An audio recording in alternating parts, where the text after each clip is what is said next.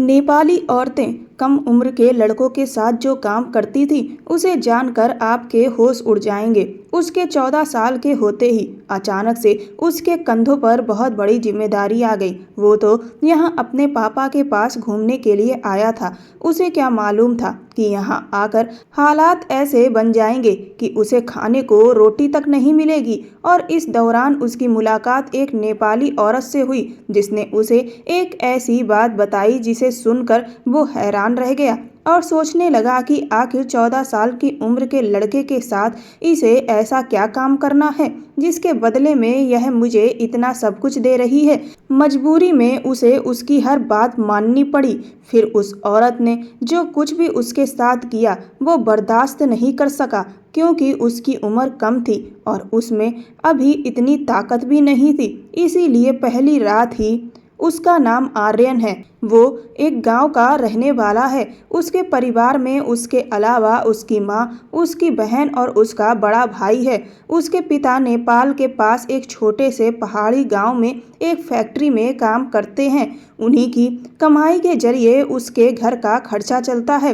हालांकि उनके घर से दूर रहने की वजह से उसका बड़ा भाई बहुत बिगड़ गया और अब वो नशेड़ी बन चुका है। उसकी बहन अभी इंटर में पढ़ रही है और उसने 8वीं क्लास के पेपर दिए थे।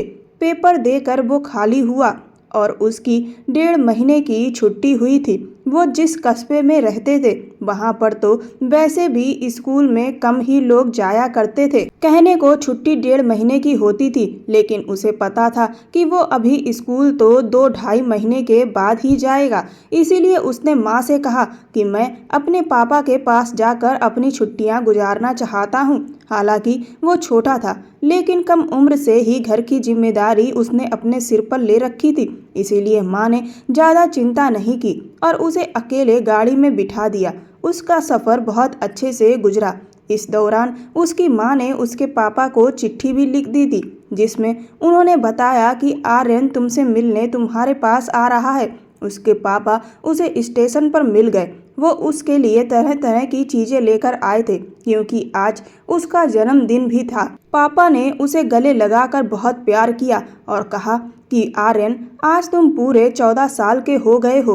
उसके बाद वो दोनों एक गाड़ी से पापा के घर की तरफ चलने लगे, जिसे पापा किराए पर लेकर आए थे। गाड़ी में कोई पहाड़ी गीत बज रहा था और वो दोनों बाप बेटे बड़ी मस्ती से एक दूसरे से बातें करते हुए सफ़र का मजा ले रहे थे।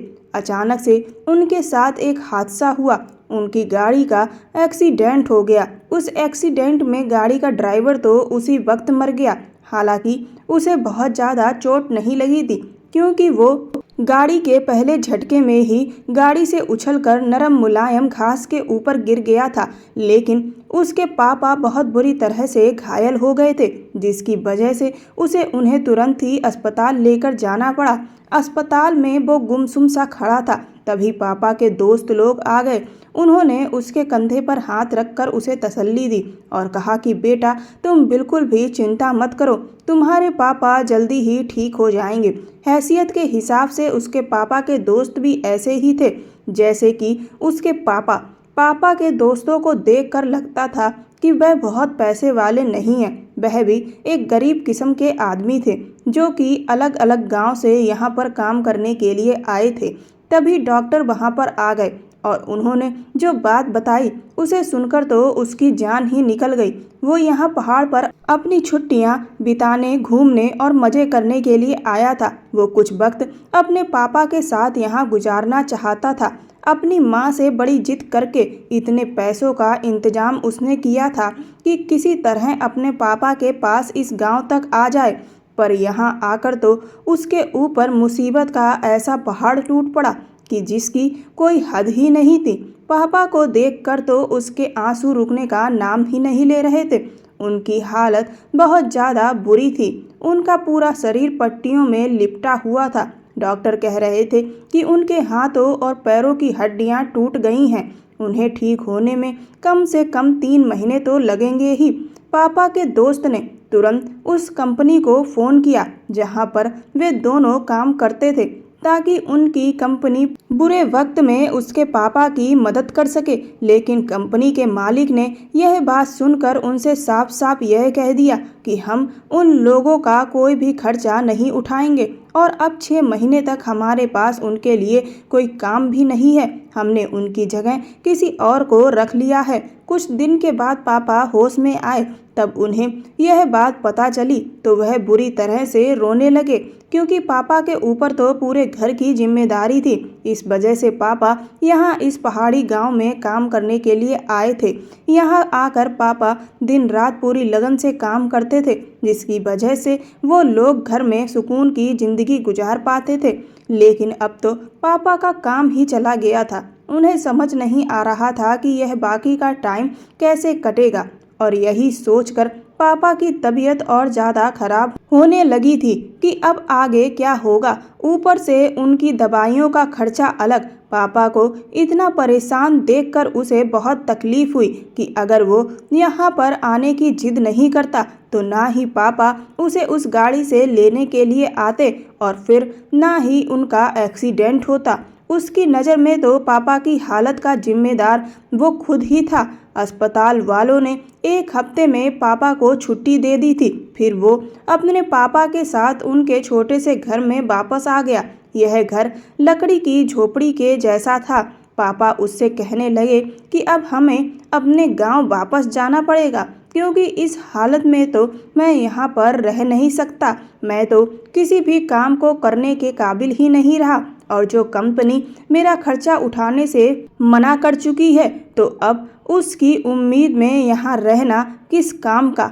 जो पैसा उन्होंने जमा किया हुआ है वह भी यहाँ रहे तो धीरे धीरे सारा खर्च हो जाएगा। इससे बेहतर तो यही है कि हम दोनों घर वापस चले जाते हैं। लेकिन यह बात सुनकर वो तो बहुत परेशान हो गया, क्योंकि उसे पता था कि घर का हाल क्या है। बड़ा भाई पूरी तरह से नशे का आदी बन चुका है और घर की सारी जिम्मेदारी पापा के ऊपर ही थी। और पापा को इस हाल में देखकर तो घर में उसकी माँ और बहन दोनों ही बहुत ज़्यादा परेशान हो जाएंगे। उसने पापा को तसल्ली दी कि आपकी तबीयत कुछ बेहतर हो जाए तब हम घर वापस जाने का सोचेंगे। उस वक्त तो पापा टिकट लेने के काबिल भी नहीं थे और मैं इतना बड़ा भी नहीं था कि यह सब काम अकेले कर सकूं। लेकिन उसका वापस जाने का कोई भी इरादा नहीं था। उसने सोच लिया था कि वो यहाँ कोई काम ढूंढ लेगा और जब तक पापा सही नहीं होते वो अपने पापा के साथ रहकर उनकी जिम्मेदारी उठा लेगा। लेकिन सारी परेशानी यह थी कि उसे कोई भी काम आता ही नहीं था और उसे यह भी नहीं पता था कि इस गांव में क्या काम होता है जो वो कर सके। इस छोटे से पहाड़ी गांव में 14 साल के छोटे बच्चों को काम पर रखने के लिए कोई भी तो राजी नहीं था, क्योंकि यहाँ के कानून के हिसाब से 14 साल के बच्चे को काम पर रखने पर कारखाने के मालिक को सख्त सजा हो जानी थी। उसे समझ नहीं आ रहा था कि आखिर वो करे तो क्या करे। उसके लिए यहाँ काम ढूंढना तो नामुमकिन था और इधर पापा कमरे में अकेले रहकर खुद को बीमार महसूस कर रहे थे। इसीलिए वो पापा को शाम को घर से बाहर ले आया ताकि पास के गार्डन में ले जाकर घुमाया जाए। वहाँ जब पापा बैठे हुए बच्चों को खेलता हुआ देख रहे थे तभी उसकी नज़र एक नेपाली औरत पर पड़ी। वो उनसे थोड़ी दूर पर बैठी थी और उसकी नज़रें उस पर बनी हुई थीं। कुछ ही देर में पापा के दोस्त आकर पापा से बात करने लगे। तभी उस औरत ने उसे इशारा किया और अपने पास बुलाया। वो भी तुरंत ही उसके पास चला गया। वह बहुत ही खूबसूरत औरत थी। उम्र में तकरीबन 30 से 35 साल की होगी।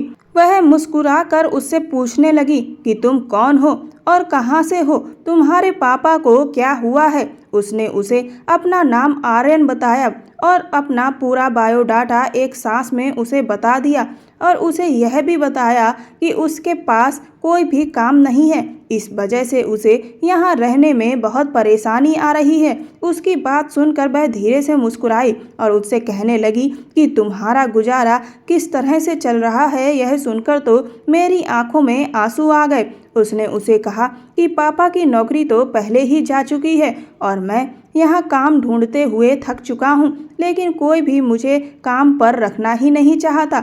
उस औरत ने उससे कहा कि अगर तुम्हें यहाँ पर कोई काम मिल जाए तो तुम क्या वह काम करोगे? उसकी ये बात सुनकर वो बहुत खुश हो गया। उसने कहा, क्यों नहीं, अगर कोई काम होगा तो मैं ज़रूर करूँगा। वो तो खुद यही चाहता है कि किसी तरह से यहाँ पर उसे काम मिल जाए और वो 6 महीने तक पापा की जिम्मेदारी खुद संभाल ले। उसके बाद वह अपनी जॉब पर वापस जा सकेंगे और उसका घर वापस से अपने रूटीन पर सेट हो जाएगा। उसकी बात सुनकर वह औरत खुश हो गई और उससे कहने लगी कि तुम मुझे बहुत पसंद आए हो। मुझे तुम्हारे जैसे ही किसी लड़के की तलाश थी जो कि मेहनती हो और कोई भी काम करने को राजी हो, यहाँ तक कि अपने घर वालों की खातिर अपनी जान तक देने के लिए राजी हो। उसने बड़ी ही हैरानी से उससे पूछा कि आपके पास मेरे लिए कोई काम है क्या? उसने कहा कि हाँ, मेरे पास तुम्हारे लिए काम है, बल्कि तुम्हारे लिए तो बहुत अच्छा काम है जिसे करके तुम्हें खुशी भी होगी और तुम्हें बहुत पैसे भी मिलेंगे। सच बता रही हूँ, तुम इस काम को करके बहुत मज़े करोगे। उसकी बात सुनकर वो खुश हो गया। आखिर वो एक बच्चा ही तो था। उसे तो ऐसा लगा जैसे उसका मांगा हुआ कोई खिलौना उसे मिल गया। इससे अच्छी तो कोई बात ही नहीं हो सकती थी। उसने उसे कहा कि ठीक है, आप बस मुझे काम बता दीजिए, मैं अपने पापा से बात कर लूँगा। वह कहने लगी कि तुम्हें रोज़ सुबह से शाम तक मेरी कोठी पर आना होगा। 2 हफ्ते तक मैं तुम्हें ट्रेनिंग दूंगी और उसके बाद तुम्हें काम बता दिया जाएगा और तुम चिंता मत करो, तुम्हें ट्रेनिंग के 2 हफ्तों का भी पैसा दिया जाएगा। उसने उसे अपनी कोठी का पता समझा दिया और कहने लगी, मैं तुम्हारा इंतजार करूंगी। अगर तुम मेरे घर आए तो मुझे बड़ी खुशी होगी।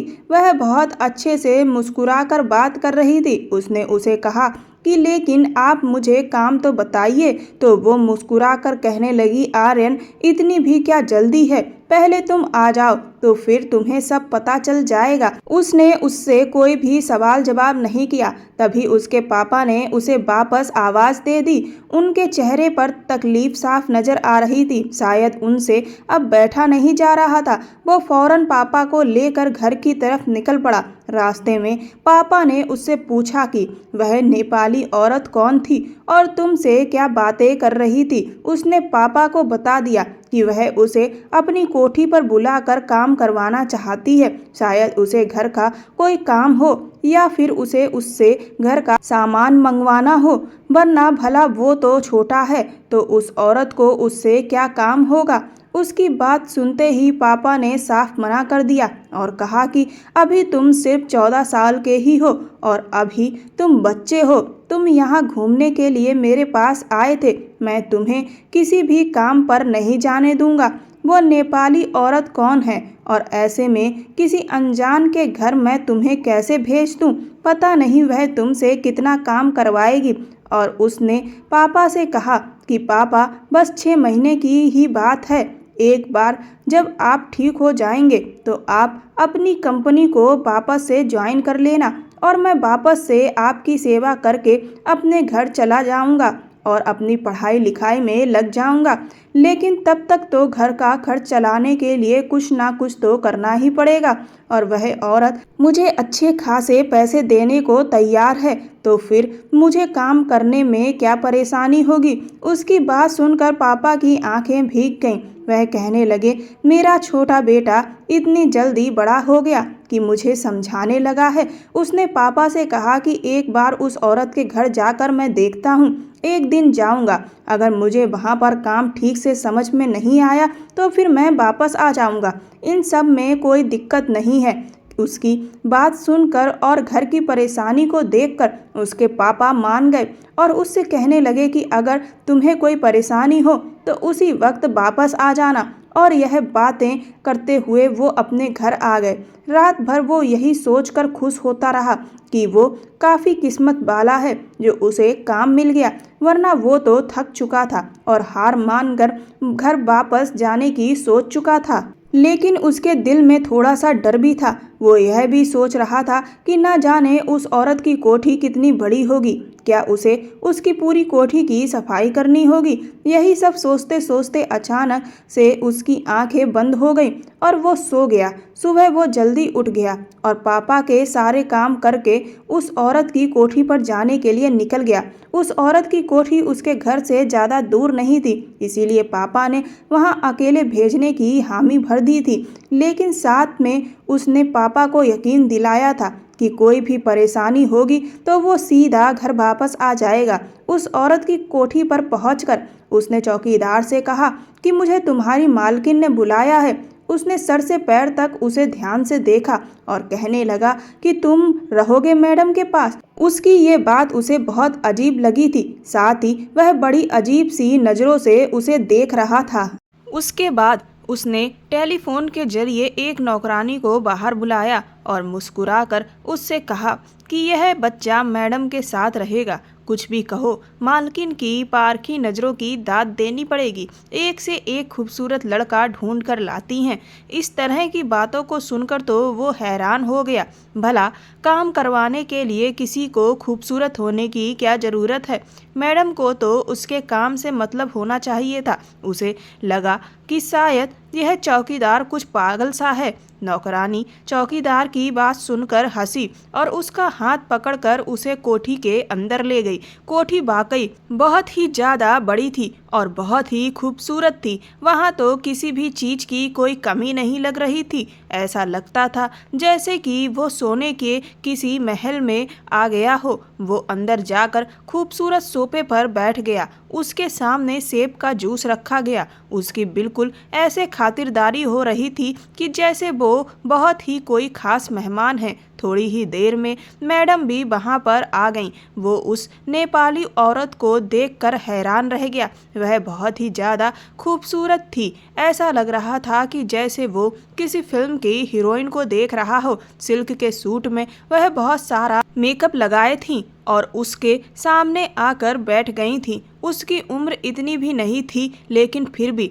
वह उसे बहुत ही हसीन लग रही थी। उसने अपनी नज़र शर्म से नीचे कर ली थी। जो भी था वह उसकी मालकिन थी और उसे उसके यहाँ काम करना था। उसने जूस पी लिया तो मैडम ने उससे कहा कि तुम थोड़ी देर कमरे में जाकर आराम कर लो। उस औरत की यह बात सुनकर वो तो हैरान हो गया था। वो तो यहाँ काम करने के लिए आया था, आराम करने के लिए नहीं, और ना ही कोई इतनी दूर से आया था कि उसे आराम करने की ज़रूरत पड़े। उसने फ़ौरन कहा कि मैडम, मैं बिल्कुल थका हुआ नहीं हूँ, आप मुझे काम बताइए, मैं बड़ी मेहनत से आपका काम करूँगा। उसकी बात सुनकर वह नेपाली औरत अपने खूबसूरत अंदाज से मुस्कुराई और बोली, काम तो तुम्हें ईमानदारी से ही करना होगा, इसी बात के तो तुम्हें पैसे मिलेंगे। लेकिन अभी तुम जाकर आराम करो और फिर मैं तुम्हारे पास आकर तुम्हें बताती हूँ कि तुम्हें क्या काम करना है। तभी एक और नौकरानी आई और वह उसे लेकर एक बहुत खूबसूरत कमरे में चली गई। कमरा इतना बड़ा और इतना शानदार था कि वो कुछ देर कमरे को देखता रहा। कमरा बहुत अच्छी तरीके से सजाया गया था। जब से वो यहाँ पर आया था, पापा की तबीयत को लेकर बहुत परेशान था। ना तो उसने ठीक से कुछ खाया था और ना ही ठीक से कुछ देख पाया था। इस कमरे में आकर जब वो सुकून से बिस्तर पर बैठा तो सामने लगे शीशे में उसने आज जाकर अपनी शक्ल ध्यान से देखी थी। वो तो वाकई बहुत खूबसूरत था। वह चौकीदार सही कह रहा था, खूबसूरत तो वो है। उसकी अपनी माँ की तरह दूधिया रंग, तीखे नैन नक्श और नीले आँखें जो दूसरे बच्चों से बहुत अलग थी। उसके गांव में भी उसकी आंखों के बड़े चर्चे थे। हर कोई कहता था कि यह बच्चा तो ऐसा लगता है कि जैसे किसी अमीर घर का पैदा हुआ हो। यहाँ और कहाँ ये कीचड़ में कमल खिल गया। कुछ ही देर गुजरी थी कि कमरे का दरवाज़ा खुला और वह नेपाली औरत एक खूबसूरत लड़की को लेकर उसके पास आई। वो उसे देखकर बैठ गया। मैडम ने उस लड़की से उसे मिलवाया। उसका नाम पुष्पा था।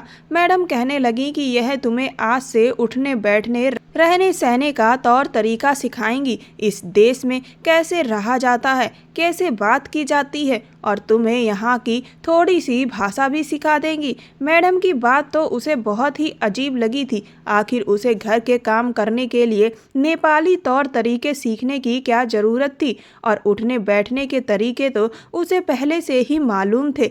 आखिर मैडम पुष्पा नाम की खूबसूरत लड़की को उसके पीछे क्यों लगा रही थी। तभी वह कहने लगी कि 2 हफ्ते तुम्हें यह सब सीखना है और उसके बाद तुम मेरे काम के लायक बन जाओगे। यह 2 हफ्ते तुम्हें पुष्पा के साथ ही बिताने हैं। वह तुम्हें छोटी सी छोटी बात सिखा देगी। मैडम उसे पुष्पा के हवाले करके कमरे से बाहर चली गई।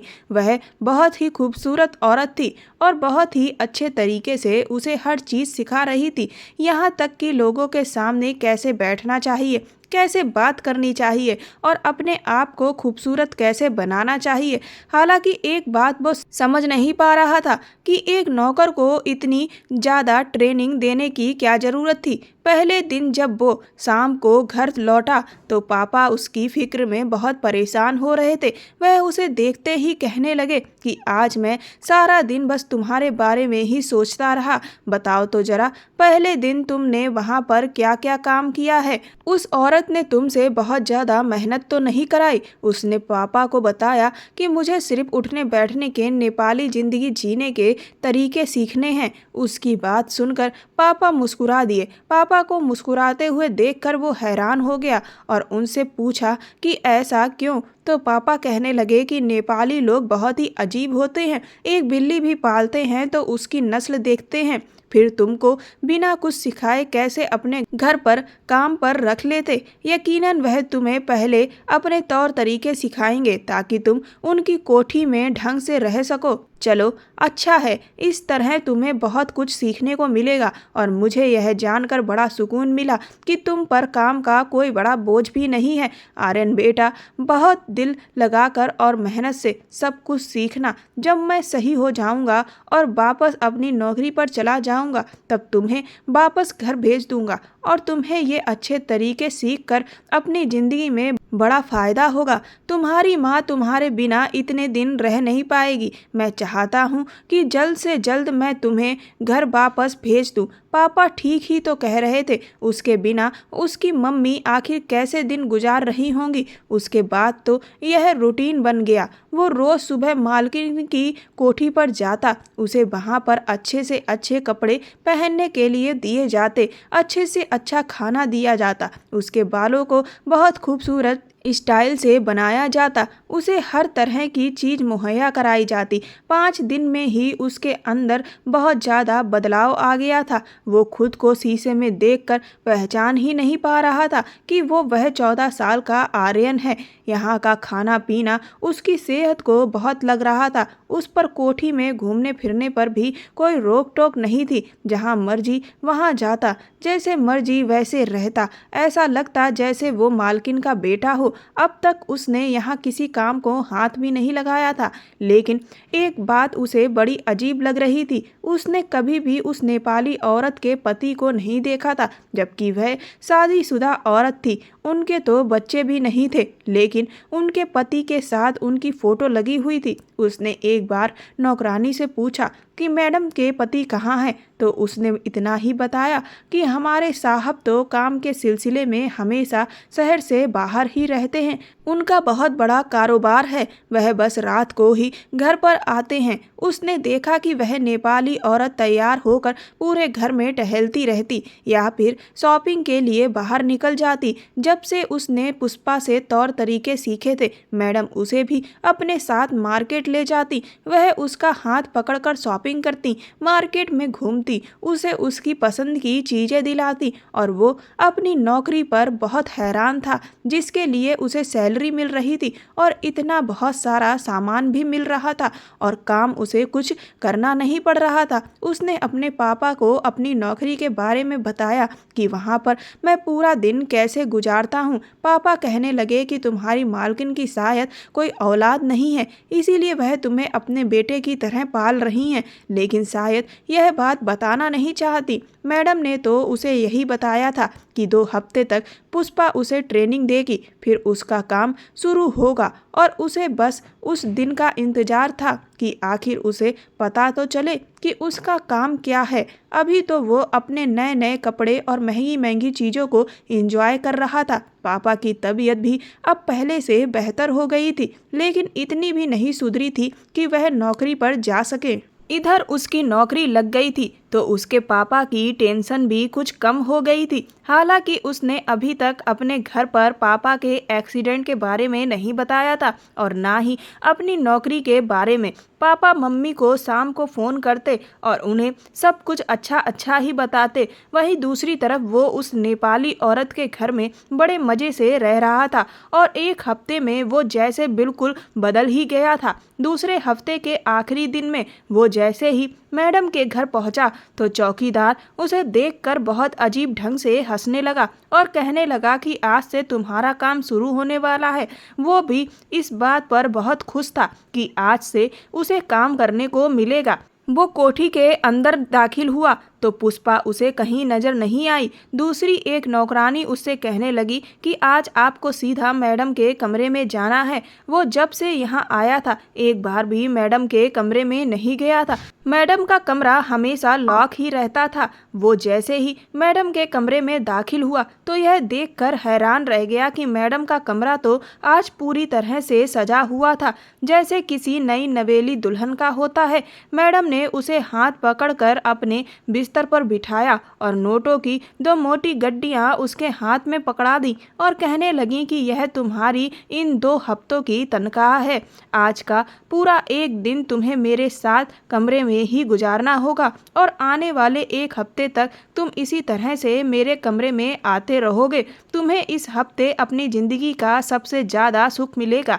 मैडम की यह बात उसे कुछ ज़्यादा समझ नहीं आई। हालांकि इतने सारे नोट देखकर वो बहुत खुश हो गया। उसने मैडम से कहा कि आप जो भी कहेंगी मैं पूरी ईमानदारी के साथ करूंगा। लेकिन उसके बाद उस नेपाली औरत ने जो कुछ उससे कहा वह सुनकर उसके होश उड़ गए। आखिर यह मुमकिन ही कैसे था? वो उस नेपाली औरत के साथ ऐसा कैसे कर सकता था? वो अभी सिर्फ 14 साल का छोटा सा बच्चा था और जिस चीज़ की ख्वाहिश उसकी मैडम उससे कर रही थी वह उसके लिए नामुमकिन ही थी। हालांकि उसका नन्हा सा दिल उनकी अदाओं से और इस कमरे की खुशबू से पिघलता जा रहा था, लेकिन फिर भी उसने अपने ऊपर सब्र रखा और उनसे कहा कि मैं यह सब नहीं कर सकता। तो यह बात सुनकर वह उससे कहने लगी कि मैंने पूरे 2 हफ्ते तक तुम्हें हर तरह की आज़ादी दी है, तुम्हें तौर तरीके सिखाए, अपने काबिल बनाया। अब तो तुम इस काम से मना नहीं कर सकते। वह पैसे तुम्हें इसी काम के दिए गए हैं। इससे पहले तो तुमने कोई काम किया ही नहीं।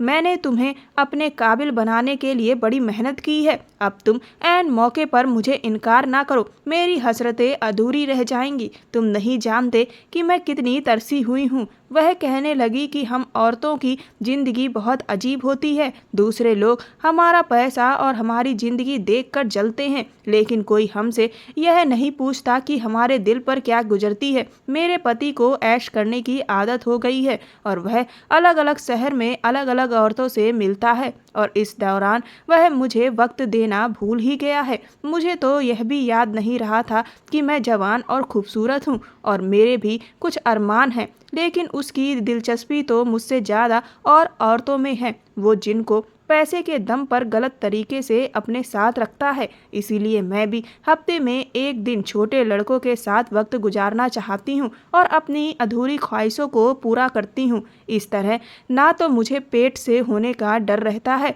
और ना ही किसी को मेरे ऊपर शक होता है। मैं जानती हूँ कि यह तरीका गलत है, लेकिन मेरा पति भी तो मुझे धोखा दे रहा है, तो मैं उसे धोखा क्यों ना दूं? मैं बदले की आग में जलती रहती हूँ। हफ्ते के आखिर में मैं अपने अंदर की जलन को इसी तरह से ठंडा करती हूँ।